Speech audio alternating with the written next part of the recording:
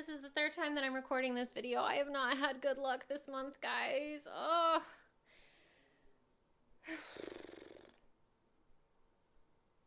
So February was not a good month for me, and it doesn't seem like March is starting off too great either. Like I said, this is the third time I've been recording this video. So if I seem a little bit tired and like I'm rushing, that's the reason why. February. It's a miracle I got through the month, I'll be honest with you. I started a new job, so it's my third one on deck, which meant I was working every single day. Fantastic for my bottom line, but absolutely nightmarish for my reading time. And then there were a couple of other like personal medical family emergencies that were and are still ongoing. So, yeah. Yeah, it's a miracle that I read as much as I did. I read 4 books, 2 fiction and 2 nonfiction. The 2 fiction books were books in translation. The nonfiction books, as usual, are about authorship and the writing craft. All of the books were really short, too, and that's the only reason that I was able to get as far along as I did.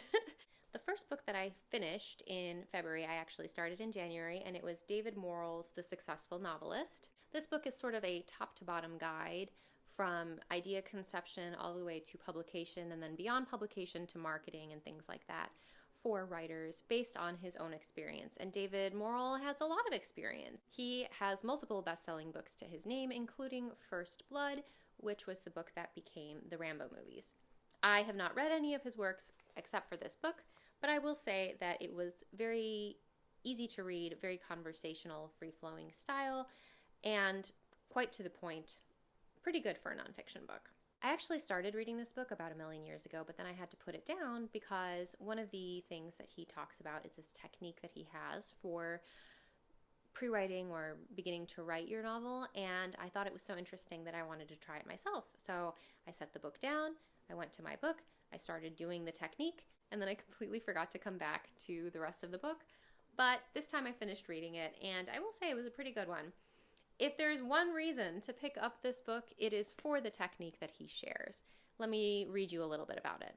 I find outlines restricting and prefer an unconventional alternative, a written conversation with myself that's easy to do and stimulates my imagination. The reasons that he doesn't like outlines include: one limitation would be that a plot outline puts too much emphasis on the surface events and not enough on their thematic and emotional significance. As a consequence, the book that results from the outline sometimes feels thin and mechanical.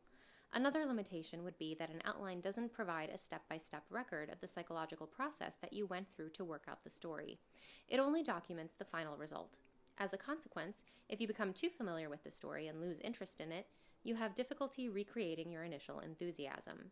Still, a further problem relates to those conversations you had with your friends or your significant other. Hemingway insisted that a writer shouldn't talk about a story before it was written. He felt that too many good ideas ended in the air rather than on the page, and, worse, that the emotional release of talking about a story took away the pressure of needing to write it. Writing, that's the point. While all this thinking and talking has been going on, not a lot of writing has been accomplished. But a writer, like a concert pianist, has to keep in daily practice. In lieu of outlining, then, he offers the following technique as a suggestion. What I'm about to propose is such an exercise. Instead of waiting to write until you've thought through an idea, why not write as you think? The format is a conversation with yourself, and it avoids the problems I mentioned earlier. It encourages you to delve below the surfaces of a conventional outline so that a richer book has the potential to be written. It provides a record of the psychological process by which you worked out the story, and thus, if overfamiliarity causes you to lose your enthusiasm for the story, all you need to do is reread the document and reacquaint yourself with the chain of thought that made you excited in the first place.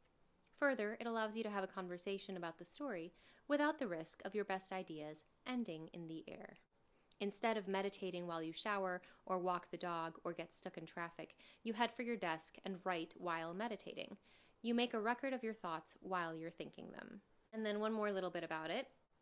I keep raising questions and answering them. I don't stick to an agenda, but instead roam all over the place. I pick up and set down ideas. I go away, I come back. If I seem to exhaust one direction, I have plenty of others to explore. I keep prompting myself. I keep asking who, what, when, and how, but most of all, so what and why. Eventually, I connect the dots and discover that I have not only a plot but also characters whose issues are important to me, in other words, a theme. Meanwhile, if I get distracted or inspiration fails, all I need to do is reread my conversation with myself, and I'll be forced back into my chain of thoughts. Now, this isn't a technique that he introduces on 2 pages and then just goes on and writes the rest of the book. It's something that he comes back to a lot because he uses it throughout the entire writing process in order to iterate, work out plot holes, think about character backstories, think about themes, think about techniques that he wants to try and use and how they would apply or support or take down the narrative. Really good. Definitely worth reading once. I think the information that he has towards the latter half of the book, which is more about like finding an agent, querying, publication, marketing, may be useful to come back to further down the line when I'm closer to that stage of the process. But again, that's something that's down the line. I don't think that this is a book that I will often be referring to in order to review any of the concepts that I've learned through it. So 4 stars rather than 5 for that purpose on my very arbitrary 5-star rating scale. After that, I had planned to read Caliban's War, which is the second book of the Expanse series, but it's a real chonky boy, and I was working a lot, and I didn't really feel like I had the time to read such a big book, so I thought I would try doing a short story collection instead, and that's why I picked up The Dangers of Smoking in Bed by Mariana Enriquez. This is the Spanish version, so I read the English translation first. I haven't read the Spanish version in its entirety yet. But the English translation is done by Megan McDowell, whose name does not appear on the cover of the translation, which I think was not a very nice thing for the publishers to do because translators deserve their flowers too. But either way, it is a horror short story collection by an Argentinian author set primarily in Argentina. There's 12 stories, 3 of which I consider to be must-reads, 4 of which were pretty good, and then the remaining 5 which I could either take or leave. With any short story collection, I think that there's going to be changes in perceived quality based on preference, and this book is no exception to that. There's one story, for example, which is about 5 or 6 times as long as the rest of the stories in the book, which really sticks out, not only because of the length, but also because of some of the translation issues, but I'll talk a little bit more about that later. Given that there's 12 different stories, there's going to be a bunch of different themes and a slew of content warnings, so brace yourself, it's a long list. The short stories touch on the subjects of violence against women and its normalization in society, poverty, loss, fate, colonial Catholicism, mental illness, state violence, familial obligations, and xenophobia in the sense of like fear or disgust towards others who are different from you rather than like not liking people from different countries, which is another definition of xenophobia. And then for the content warnings, you can prepare yourself to read about death, including child death, murder, and suicide, abuse, including self-harm, toxic relationships, abandonment, sexual assault, including in familial contexts, rape, pedophilia, and torture, societal ills such as trafficking, kidnapping, and drug use, horror concepts like gore, cannibalism, medical trauma, and body horror, and then things like possessions, the occult, state violence again, and excrement.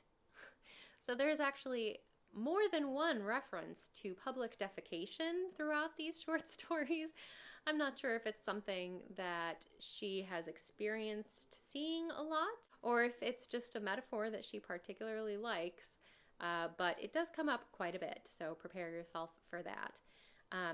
That's one of the 2 things that I think I learned about myself while I was reading this book is that, well, one of the things was that short stories are really hard for me to build momentum with. I feel like I want to sit down and read for a few hours, but that's really hard to do when you start from the beginning and you get to the end and it's only like 10 pages in. It feels like you've reached a natural stopping point. So it took me 12 days to read these 12 stories, which was a very long time for a very short book. And the second thing that I learned while reading this collection was that when it comes to horror, I certainly have a preference for the grotesque over the gross. I'm more into the kind of disgust that challenges you because of its moral implications rather than the kind of disgust which stems from something being really icky. That's just not my type of horror. There is one last content warning that I think I should probably mention. The extremely long story which is called Kids Who Come Back, that I had been talking about before, does have a translation issue, which I think readers should be aware of. In the English translation of the story, there is the use of a transphobic slur, which occurs a number of times in a very short segment of the story, so it really leaves a strong impression. In the Argentinian Spanish, the term that is used is a term that comes from a background of being used as a pejorative, as a slur, which has been more or less reclaimed by the community from my understanding. However, that doesn't change the fact that the English translation uses a word that is 100% a slur and very, very, very difficult to separate from its pejorative, malicious meaning. So if transphobic slurs are something that you are sensitive to, then please be cautious when reading Kids Who Come Back. Even if you plan on skipping that story, though, there are 3 stories that you should absolutely pick the collection up for, and in order of my preference, those 3 are Where Are You, Dear Heart, Our Lady of the Quarry, and Meet. It's really, really hard to pick out excerpts from short story collections, I think, because the snippets are so short and you really don't want to spoil too much. But if I were to rate the collection as a whole, I would have a hard time, I think. I would probably say 3.75 overall. Again, that's a very arbitrary rating, but since it's a collection, loved some, liked some I could care less about, so hard to pick a number that's representative of the collection as a whole, which also reflects how I feel about each story individually accurately. Keeping to my tradition of alternating fiction and nonfiction books, the next book after that was Story Genius by Lisa Cron. And I know about Lisa Cron because I had seen several of her videos on YouTube. She has done a lot of work with neuroscience and linguistics and stuff like that, talking about how story has served an evolutionary function for humans and how that's biologically encoded into us. We are programmed to react to stories in certain ways. And her talks in particular go into the impact of story and how our brains are wired for it. It does show up in the book too, but I would say this is less about that and more about how she feels that translates into making stories effective. So the premise of this book is that there's a difference between plot and story. Plot, as she defines it, is the external events that occur throughout the novel, whereas story is the internal process of change that the character undergoes from the beginning of the novel to the end. A mistake that new writers often make is that they think that the thing that keeps readers invested in the story is some new event that's going to happen next, some surprising out-of-the-blue thing that happens. A new character shows up, somebody dies unexpectedly, something like that. But what Lisa Cron posits is that readers care about how the events that happen through a story impact the character internally and further or slow down the process of their internal change. This is another author who does not like outlining, so in order to accomplish that connection with the internal story and the external plot events, she recommends, in lieu of outlining, something she calls blueprinting, and she uses scene cards in order to achieve that. The scene cards are designed to map external plot story structure to internal character change over the course of the book. I've used a modified version of her scene cards for quite a while, and I do find them very effective. I don't necessarily think that the book needs to be this long in order to convey that information, though. Her writing style is very easy to read, I'll grant her that, and she is very funny, but I think that the information that she needs to relate, she could absolutely do it in about half the pages. Part of the reason that the book is so long, though, is that she has an author who she was working with that used the techniques of this book in order to develop the story, and through each stage of story development, she shows how that author used those techniques, which is great, very useful, especially since she says that external story beat structures and plot outlines and things like that are not good for planning stories. They're great for analyzing finished stories, but they're not great for organizing, sitting down, and writing a story beginning to end. So it's nice to see how she shows this author going through the process from beginning to end of developing her story. But again, I don't think that the book needed to be this long in order to achieve that. So all of that said, I would recommend this to newer writers or writers who have a fair amount of experience but are looking for new ways to conceptualize story structure, or maybe to help them organize their thoughts about how stories are built. And I'd give this a solid 4-star rating. I think that this is one of those nonfiction books where you internalize the concepts and then sort of move on. You might come back to this to sort of refresh your understanding of how to use her story cards, but I don't think it's one that you're going to be picking up regularly in order to relearn the concepts. Okay, and for the final book, I've been waiting to talk about this one. If you are one of the 80 people who have subscribed to this channel, thank you, thank you, thank you. You already know what it is because I posted about it. And I've been dying to talk about it, and I really don't think that a wrap-up video is the right format for talking about it. So I'm planning on doing a deep dive video at some point. But that book is The Vegetarian by Han Kang. And this was translated by Deborah Smith. It was my month for books with translation drama. But this one actually has quite the translation drama surrounding it.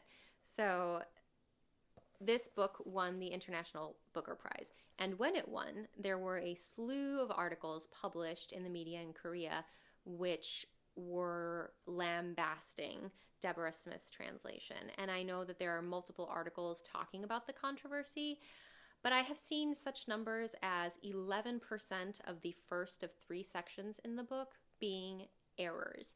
Not even just little nuance things, but like word mistakes. So instead of saying foot, she would say arm, for example. That kind of thing.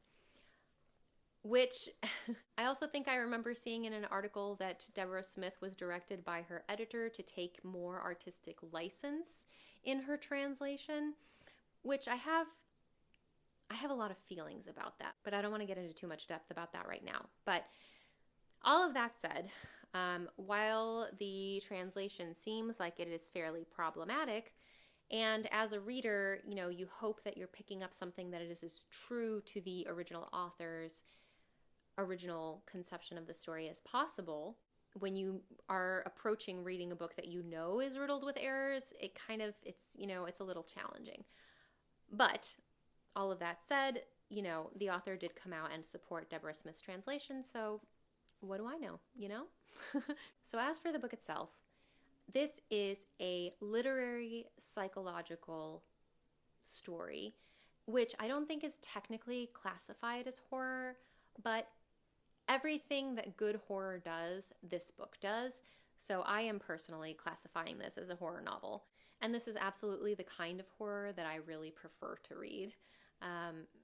It leans a lot into the moral disgust rather than the icky disgust that I was talking about before. Okay, this is a difficult book to summarize, but if I were to give it like a 1 or 2 sentence description, this is about a woman who has a horrible nightmare and decides to give up meat as a consequence, and about how that decision affects the people in her family around her. When I say that this book is about her, I mean that it's about her.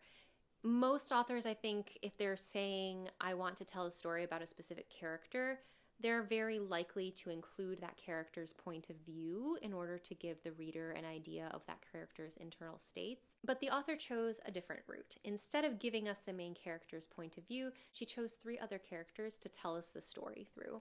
And I think that was an excellent decision that really cements a lot of the themes of the story. So we'll talk a little bit about themes and content warnings. So this book touches on themes of personhood, bodily autonomy and personal agency, objectification, social conformity versus breaking social conventions, the inherent trauma imposed on women who live in patriarchal societies, gender roles, sisterhood, taboos and breaking taboos, and finally, consumption, which is one of my favorite themes.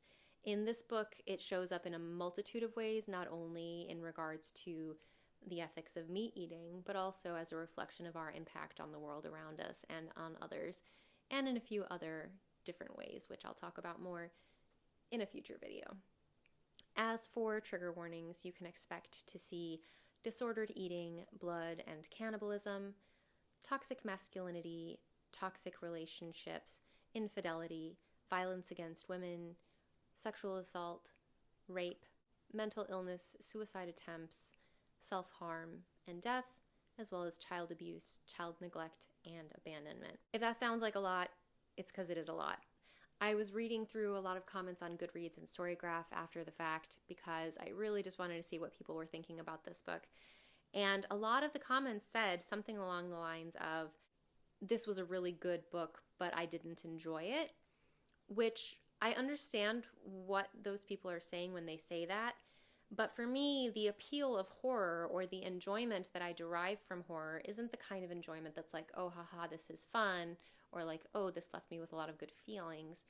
For me, the enjoyment that I derive from a good horror story really comes from the way that it forces you to reconsider the world around you, the social norms that you take for granted, the things that you consider moral or good, and how it can shake you and leave an impact on you. It's something that eats at you and makes you think for hours and hours and hours. It's something that sticks with you over time. I have read any number of romances and loved them and forgotten them, but a book like this stays with you, right? It buries itself inside of you and it stays with you, and that's, I find, to be very, very enjoyable. So I will be talking about this book more at length in a future video. Keep your eye out for that. And as a little preview for my next month's wrap-up, I've already started it. This is Shirley Jackson's Haunting of Hill House.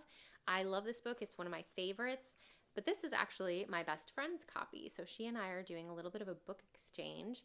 She has my copy and I have hers, and we are annotating each other's copies so that when we exchange them again, I can have her annotations and she can have mine. And that way we can take a look and as we're reading, see what lines we thought were beautiful or what scenes left impressions on us, what dialogue we thought was funny, how we reacted to certain things. And it's just a little bit more of an in-depth and non-chronological way of having a discussion about books, which I'm very excited about. So that's coming up for next month. And my next video is going to be finally a bullet journaling video, although I don't know when I'll have time to record it. But we'll give it a shot. March is going to be a better month than February for sure. I know it will. It had better. It had better. I hope that you read something good in February. If you did, I'd love to hear you tell me about it. I'm always looking for good books to add to my TBR. Someone mentioned in the comments of a previous video that they had read and loved Misery and were encouraging me to read it, so I bumped it up and I'm planning on getting to it this month. I really just want to talk about books with you guys. So if you did read a book that you loved, please let me know in the comments. If you read a book that you hated, I want to hear about that too. Those are fun to hear about too, right? So let me know in the comments, like, comment, subscribe, do all the YouTube things, and I will see you in my next video, hopefully next week, assuming that I have time to film and edit it before posting. Anyway, it was good to see you. Bye.